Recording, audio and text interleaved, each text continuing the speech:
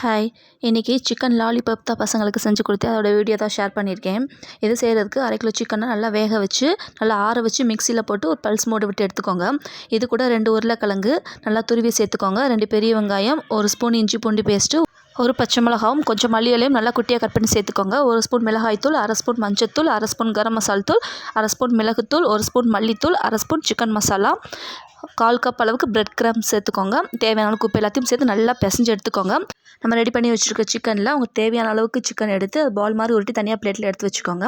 இது ஒரு பக்கம் இருக்கட்டும். இன்னொரு பக்கம் ஒரு முட்டையில் 1/2 ஸ்பூன் அளவுக்கு மிளகுத்தூள் சேர்த்து நல்லா அடித்து எடுத்து வச்சுக்கோங்க. இப்போ பிரெட் கிரம்ஸும் ரெடியாக இருக்குது, முட்டையும் ரெடியாக இருக்குது. நம்ம ரெடி பண்ணி வச்சுருக்கிற அந்த பாலை எடுத்து முட்டையில் நல்லா டிப் பண்ணி பிரெட் கிரம்ஸ்லேயும் நல்லா கோட் பண்ணி மிதமான சூட்டில் இருக்கிற எண்ணெயில் நம்ம ரெடி பண்ணி வச்சுக்கிற பால்ஸ் எல்லாம் போட்டு நல்லா வேகிற அளவுக்கு திருப்பி போட்டு நல்லா பொரிச்சு எடுத்துக்கோங்க. கலர் ரொம்ப கருக்கக்கூடாது, கொஞ்சம் கோல்டன் ப்ரௌன் கலரில் வந்தோடனே எடுத்துக்கோங்க. அவ்வளோதான், சூப்பரான சிக்கன் பால்ஸ் ரெடி ஆயிடுச்சு. இதனால் சாஸில் தொட்டு சாப்பிட்டா ரொம்ப சூப்பராக இருக்கும். நம்ம ரெடி பண்ணி வச்சுருக்க சிக்கன் பால்ஸில் ஒரு டூத் பிக் எடுத்து அதில் குத்தி பசங்களுக்கு கொடுத்திங்கன்னா சிக்கன் லாலிபாப் ரெடி ஆயிடுச்சு. நீங்களும் வீட்டில் ட்ரை பண்ணி பார்த்துட்டு எப்படி இருந்துச்சு சொல்லுங்கள். நாளைக்கு இன்னொரு ரெசிபியோட சந்திக்கிறேன். டாட்டா.